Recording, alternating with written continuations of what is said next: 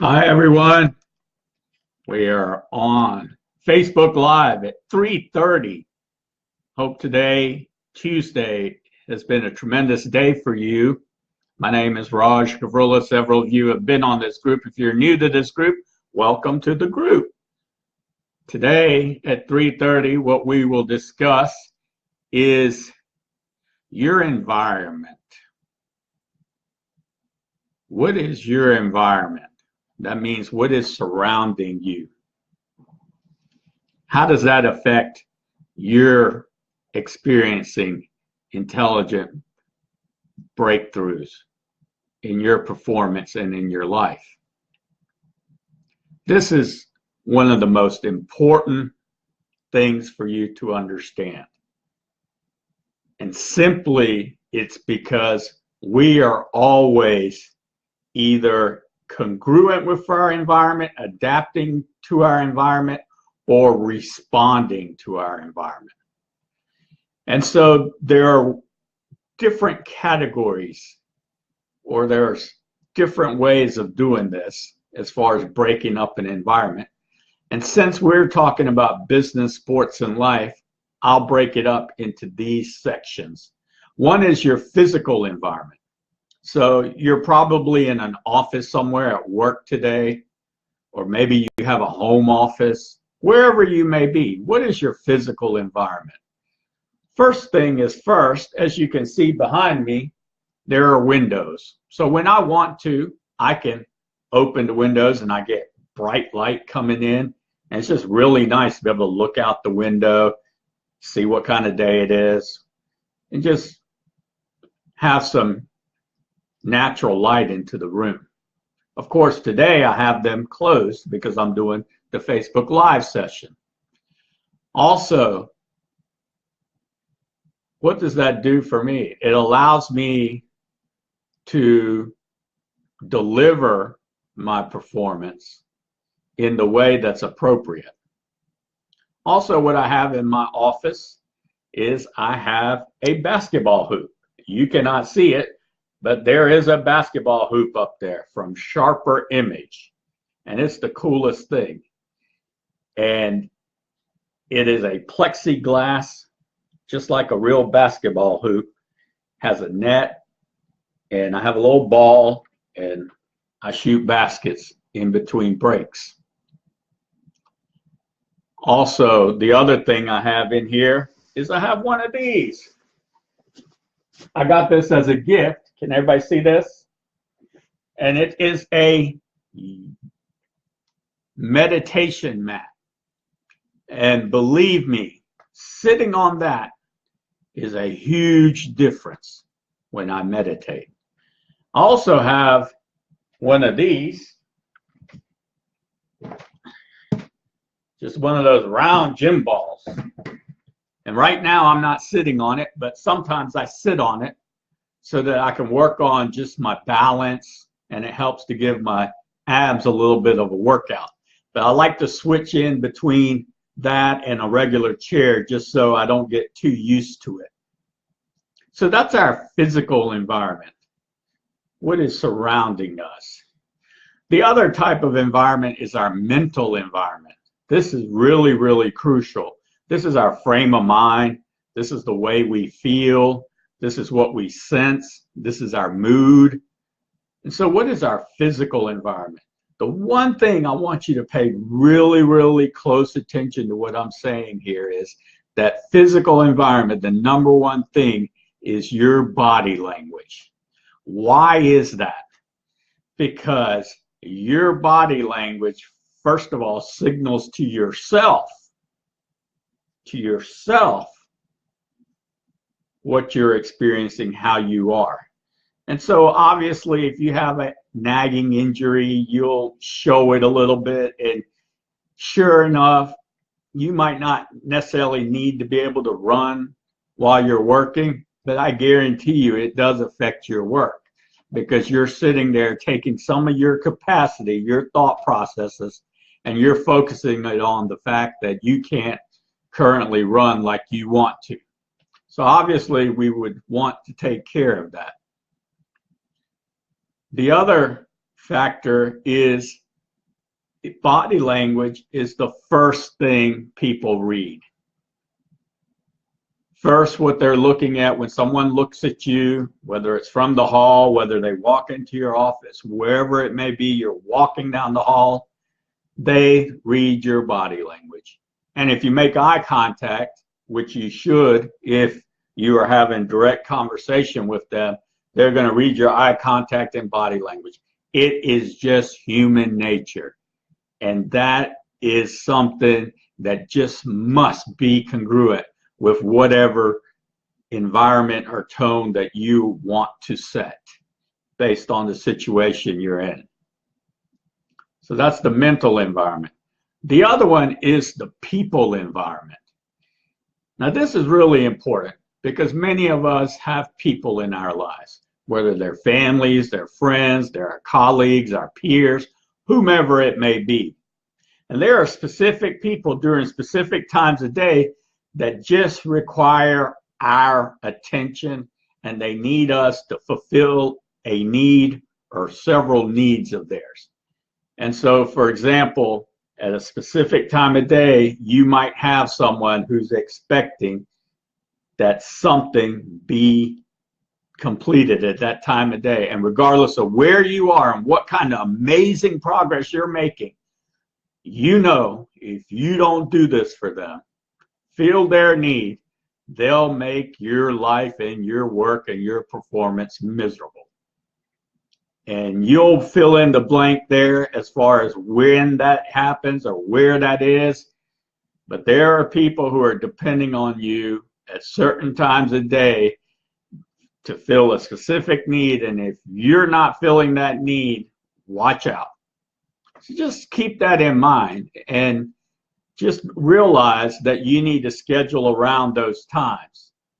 And that way you're communicating to yourself. Now, of course, if there is something that's you need to do that's not within that time period that they need something filled, then you should tell them and let them know that you won't be available between these hours. And it's just simple communication, but so often it doesn't consistently take place. The other area in the people environment is just understanding that people's belongings are their belongings. So at my desk, I have a mug. I have certain things around. I don't want anyone to take my mug because when I'm ready to go get some water or tea, I want to know that I can grab my mug here and go and take it. And so be aware of other people's environment or the people and what their belongings are. The next is cultural environment. And this is not something that's so complicated, but it's just adapting and fitting in to the meaningful purpose. So you can look at this as a workplace cultural environment, a family cultural environment, a friendship cultural environment when you're hanging out with friends, or you might be attending an event. And maybe this is the first time you've ever experienced this specific ethnic culture, and so you're not really sure what to do. And it's just good to beforehand do a little research to see what the appropriate dress, the appropriate way to meet people might be, if there is something of that nature, because it changes based on that meaningful purpose. The next would be social environment. And in a social environment, this is not complicated. All you're doing here is either you're being a friend or you're being family, one or the other. And this is a time when people don't necessarily want to talk about some of the detailed things in your life as far as your work or your, let's say, other activities that may be really important to you but aren't really connected to them. But it depends on where the relationship is. Is it in the nurturing phase? Is it in the development phase, the building phase, or the grow phase? And you can watch my first video in this section, in this series, to know more detail about what that means. And then the next is the political environment or relationship environment. Now, this is not something negative. It actually can be seen as a very positive thing in your workplace, wherever you may be, in your business, with your clients. And basically what this means is that two parties, you and someone else, have come together to help someone else or another party. So in other words, I see, and when I coach people, they talk about calling on or meeting or connecting with someone who's a prospect or a client of theirs. And it's as if they're not on the same team. And I try to put them in the mindset of look at them as a peer, as you're on the same team, because basically the services that each of you provide is really coming together so that that can help and provide a service or product for someone else. And when you look at it that way, then a political environment or a relationship environment is actually a very good thing. It's a much needed thing. And there's a lot of positive around that.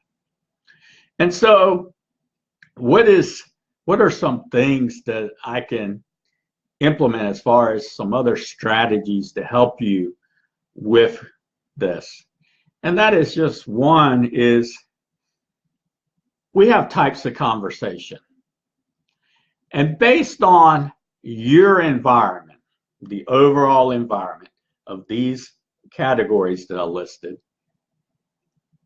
certain types of conversations are more appropriate. I know people that I meet at networking events, in other areas, outside of work, in our conversations, and what I can talk about are so different than the conversations that we have at work, because there are different environmental constraints in each area. So that is very, very important to realize there's different types of conversations. The other one is mental toughness. What this means really is not that you're mentally tough all the time. Because if you had to be mentally tough all the time, you'd flat out get worn out and it would not be fun. Because mental toughness is only thought of or brought into play when things become very challenging or very difficult or too hard. And that's when you need to ignite your mental toughness. That's when you need to think mental toughness. So that's very, very, very important for you. And then the other one are meaningful triggers. What are your meaningful triggers? So if you're having some kind of conflict with someone, and for whatever reason, although you might have told them to, not interrupt you or etc., they're doing it anyway, and you feel like, hey, they should be able to do what they need to do without me helping them. Well, just have a meaningful trigger to where in your mind you're not playing that thought process and that loop, because it's just going to drain you and take away from your capacity. Instead, have a meaningful trigger that says, okay, something is really happening with this individual. Let me see what I can do.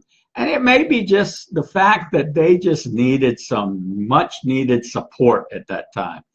I know in working with athletes, and I work at all levels, and especially when I see like junior athletes or younger athletes, when they have the best coaches, you know that that kid wants to do so well. And people are watching him, his friends are watching him, he's wanting to do well for his team. And what do you see? You see the coach come and sort of give him some support by touching him on the shoulders and just talking to him nicely and softly. Well, guess what? There are specific situations when you're an adult that you need the same type of treatment or the same type of support. And it doesn't matter if you're the CEO, if you're the owner, if you're an entrepreneur, if you're a professional, if you're on staff, or if you're a volunteer. There are just those moments. And so be there for people at those moments, and you'll see that you will actually receive so much more fulfillment from what it is that you're doing or wanting to do or accomplishing with each other. So those are meaningful triggers. So those are the areas that I wanted to cover today. What is your surrounding, which is your environment? And they're broken up into your physical environment, your mental environment, people environment, cultural environment, social environment, and your political environment or relationship environment. And then I gave you a few strategies. So that's all I have for today. It's Tuesday. The day is winding down. Have a terrific evening tonight. Do something fun, something to look forward to this evening when you're off of work, instead of just maybe coming home and just feeling tired and worn out. You actually should have a meaningful trigger so that you can approach and set the tone for what it is that you want to do this evening. Join me at 4 o'clock today for experiencing innovation and entrepreneurial leadership.